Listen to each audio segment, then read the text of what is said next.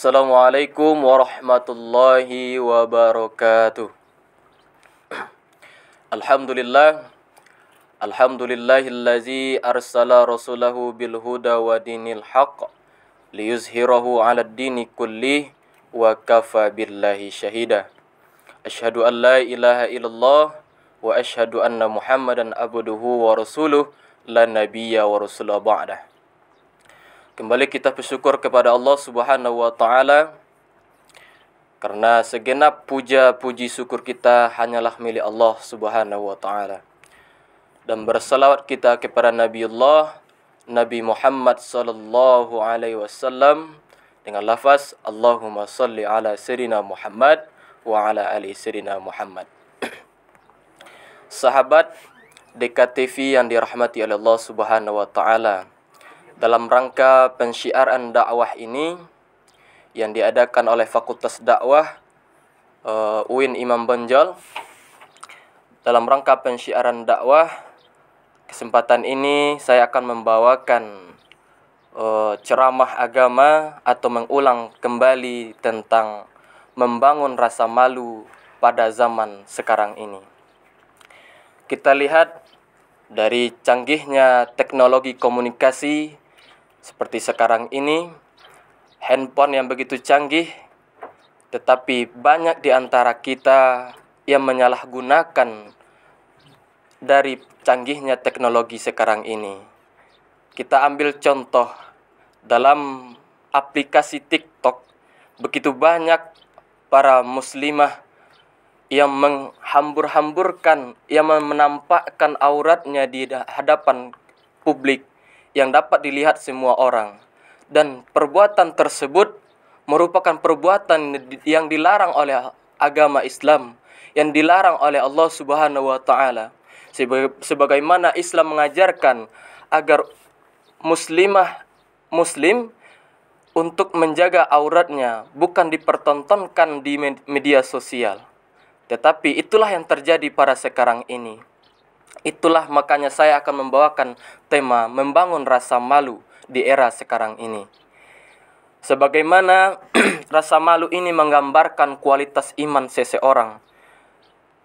Malu adalah sifat atau perasaan yang membentangi atau menghalangi kita dari perbuatan yang rendah atau menghalangi kita dari perbuatan yang tidak sopan. Seperti mempertontonkan aurat tadi. Maka dari itu agama Islam memerintahkan pemeluknya, memerintahkan para umat muslim untuk selalu menjaga sifat malu, memiliki sifat malu, karena itu dapat membentangi kita dari perbuatan dosa. Orang yang memiliki sifat malu, sebelum dia melakukan perbuatan dosa tersebut, maka spontan dalam hatinya terjadi pertanyaan, pantaskah saya melakukan perbuatan ini? Pantaskah saya melakukan ini, mengatakan ini? Baik itu dari segi perbuatan, perkataan, dan segala aktivitas kita dalam kehidupan kita. Jika ada perbuatan yang tidak pada tempatnya, maka spontan dalam hati kita akan merasakan, menanyakan ini pantas tidak untuk saya perbuat. Dan sebaliknya, orang yang tidak memiliki rasa malu, maka hal-hal dosa, perbuatan-perbuatan maksiat, dia akan merasa hal itu seperti biasa saja, hal yang normal saja bagi dia. Tetapi itu sangat dilarang oleh agama kita, yaitu agama Islam. Sebagaimana Rasulullah telah memberikan kepada kita contoh suri tauladan akhlak yang baik. Tetapi pada zaman sekarang ini memang seperti itu yang terjadi. Aurat dipertontonkan, bahkan perbuatan tersebut mengundang hal yang lebih besar lagi, mengundang perbuatan-perbuatan yang lebih besar lagi seperti perbuatan perzinaan, pemerkosaan yang begitu banyak terjadi di kalangan kita seperti sekarang ini. Maka itu Islam menempatkan budaya malu ini sebagai bagian dari iman dalam Islam. Sebagaimana Rasulullah sallallahu alaihi wasallam bersabda, itu yang di hadis riwayat Bukhari Muslim, yaitu iman itu lebih dari 70 atau 60 cabang. Yang mana cabang yang tertinggi adalah mengucapkan la ilaha illallah. Dan cabang iman yang terendah adalah membuang gangguan dari jalan, dan rasa malu adalah cabang dari iman. Jelas dalam hadis ini diriwayatkan oleh Bukhari dan Muslim bahwa rasa malu adalah cabang iman, cabang bagian dari iman. Maka barang siapa yang tidak memiliki rasa malu, maka imannya dipertanyakan. Apakah dia benar-benar beriman? Apakah dia cuma sekedar mengucapkan saja tetapi tidak mendalaminya dalam hatinya? Sifat malu kita perlu tampilkan dalam semua aktivitas kita dalam kehidupan. Melewati atau melalui perbuatan malu ini, seseorang dapat menahan dirinya dari perbuatan yang tercela, perbuatan yang hina dan keji. Melalui sifat malu ini, seseorang akan berusaha mencari atau berbuat sesuatu yang sesuai dengan syariat Islam, baik itu perkataannya, baik itu perbuatannya, baik itu dalam mencari rezeki. Maka dia mencari rezeki yang halal, yang sesuai dengan syariat Islam. Sebagaimana Allah telah memerintahkan kita kepada umat manusia agar selalu berjalan di atas aturan syariat Islam. Apabila seseorang sudah hilang rasa malunya, secara bertahap perilakunya akan buruk, kemudian bertambah buruk lagi, kemudian bertambah ke bawah lagi menjadi hina, menjadi yang lebih hina lagi, dan menjadi perbuatan yang sangat rendah dan menurunkan derajat kita sebagai manusia. Hadirin DKTV yang dirahmati oleh Allah Subhanahu wa taala.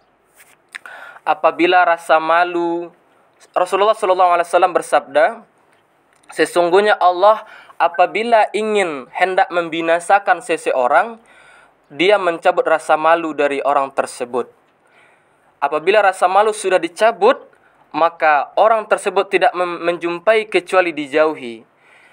Apabila tidak menjumpai kecuali dibenci dan dijauhi, maka dicabutlah dari dirinya sifat amanah. Apabila sifat amanah sudah dicabut dari dirinya, maka tidak akan didapati dirinya kecuali sebagai pengkhianat atau mengkhianat.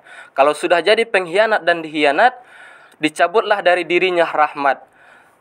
Kalau rahmat sudah dicabut dari dirinya, tidak akan kamu dapati kecuali terkutuk dan mengutuk. Apabila terkutuk dan mengutuk sudah dicabut dari dirinya, maka akhirnya dicabutlah ikatan keislamannya.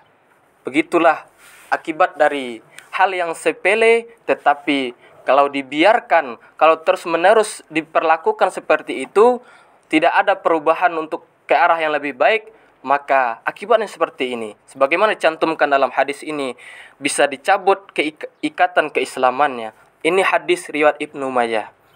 Maka dari itu, sudah seharusnya kita sebagai insan yang beriman selalu menjaga marwah diri kita, menjaga diri kita, dan menjaga perasaan malu dari kita. Jangan sampai rasa malu hilang dari hati kita, karena itu akan berdampak sangat buruk dengan baik itu dari perbuatan kita, baik itu iman kita akan goyah kalau malu kita sudah hilang dari hati kita.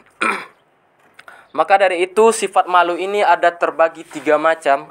Yang pertama, malu terhadap diri sendiri, yaitu ketika kita membuat amal soleh, berbuat kebaikan kepada sesama manusia. Sedikit kita berbuat amal soleh, maka kita malu kepada diri kita. Kita lihat orang lain yang begitu banyak untuk berbuat amal soleh, begitu giat dia beramal soleh, tetapi kita sedikit membuat amal soleh, maka kita malu kepada diri kita sendiri. Dan malu yang kedua yaitu malu kepada sesama manusia. Ini penting juga kita tanamkan dalam hati kita. Walaupun jika kita malu karena manusia, kita tidak sempurna mendapatkan pahala dari Allah karena malu karena manusia. Tetapi ini juga berdampak baik, sedikit banyaknya berdampak baik pada kita, karena kita terpelihara dari perbuatan dosa. Kemudian malu yang terakhir adalah malu kepada Allah. Inilah malu yang terbaik, malu yang tertinggi. Karena di sini jika kita menanamkan rasa malu kita karena Allah, maka setiap aktivitas kita, setiap perilaku kita yang kita perbuat, kita ingat kepada Allah. Jika kita ingat kepada Allah, tentu kita tidak akan melakukan perbuatan-perbuatan dosa. Maka dari itu, perbuatan malu atau sifat malu kepada Allah ini akan membawa kita kepada kehidupan dunia yang bahagia di dunia dan akhirat. Itulah tema kita pada kesempatan yang berbahagia ini. Mudah-mudahan melalui ceramah singkat ini dapat mensadarkan kita semua, baik dalam perbuatan, perkataan kita dapat kita ubah, walaupun tidak secara keseluruhan tetapi bertahap. Berubahlah dari kita, berubahlah dalam perkataan, perbuatan. Jangan kita tiru lagi budaya-budaya asing yang tidak sesuai dengan agama kita. Mudah-mudahan bermanfaat bagi diri saya pribadi yang menyampaikan dan sahabat DKTV yang dirahmati oleh Allah Subhanahu wa taala. Mungkin itu saja yang dapat saya sampaikan. Salah dan janggal saya mohon maaf. Wabillahi taufiq wal hidayah. Assalamualaikum warahmatullahi wabarakatuh.